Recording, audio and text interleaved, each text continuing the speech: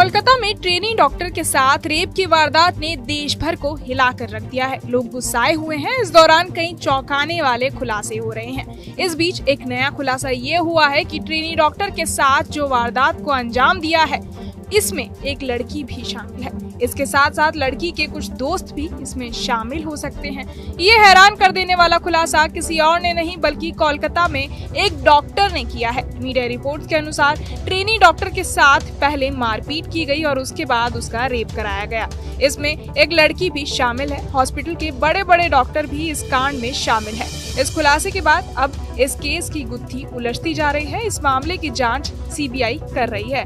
हालांकि जिस तरह मामले में खुलासे हो रहे हैं, ऐसे में अंदाजा लगाना मुश्किल है कि इस कांड में और कितनी परतें खुलती हैं। इस दौरान ये जानकारी भी सामने आई कि पश्चिम बंगाल की सरकार वहां पर कई बड़े लोगों को बचा रही है। मीडिया में जो खबरें दिखाई जा रही हैं, उसके मुताबिक डॉक्टर ने दावा किया कि इस घटना को पूरी प्लानिंग के साथ अंजाम दिया गया। सेमिनार हॉल में कई डॉक्टर आराम करने जाते थे, लेकिन उस दिन पीड़िता को अकेले सेमिनार हॉल में भेजा गया। लेकिन उसके बाद जो घटना हुई, उसके बाद पीड़िता के दोस्त जिनके साथ उसने खाना खाया और बाकी डॉक्टरों पर भी सवाल उठ रहे हैं। कहा जा रहा है कि पीड़िता को जानबूझकर सेमिनार हॉल में अकेला रखा गया। सबको ये कहा गया कि सेमिनार हॉल में आज काम होगा। इससे पहले पीड़िता के साथ 4 लोगों ने खाना खाया था, जिनमें एक लड़की भी शामिल थी। इसी दौरान पीड़िता के साथ 4 लोगों की लड़ाई हुई और उन्होंने पीड़िता पर हमला करने की कोशिश की। ऐसा मीडिया रिपोर्ट्स में कहा जा रहा है।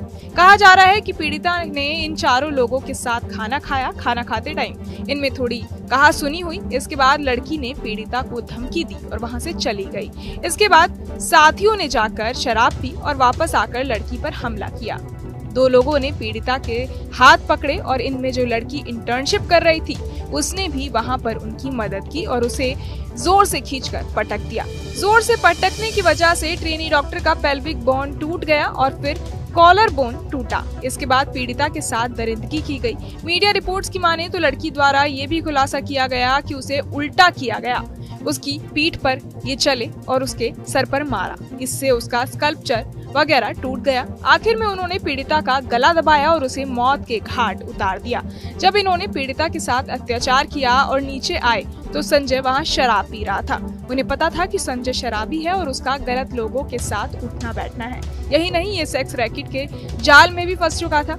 इसके बाद उन्होंने संजय से कहा कि तुम्हारे लिए सेमिनार हॉल में कुछ रख कर आए हैं, तुम जाओ और अपना काम कराओ। इसके बाद संजय वहां पहुंचा और उसने पीड़िता के साथ हैवानियत की, यानी इससे पहले ही पीड़िता की मौत हो चुकी थी और उसने डेड बॉडी के साथ रेप किया। इसके बाद 4 डॉक्टर वॉशरूम में गए, खुद को साफ किया, हाथ धोए और सारे सबूतों को नष्ट करने की कोशिश की। लेकिन यहाँ संजय पकड़ा गया। ये सारे दावे हॉस्पिटल की एक डॉक्टर ने किया है।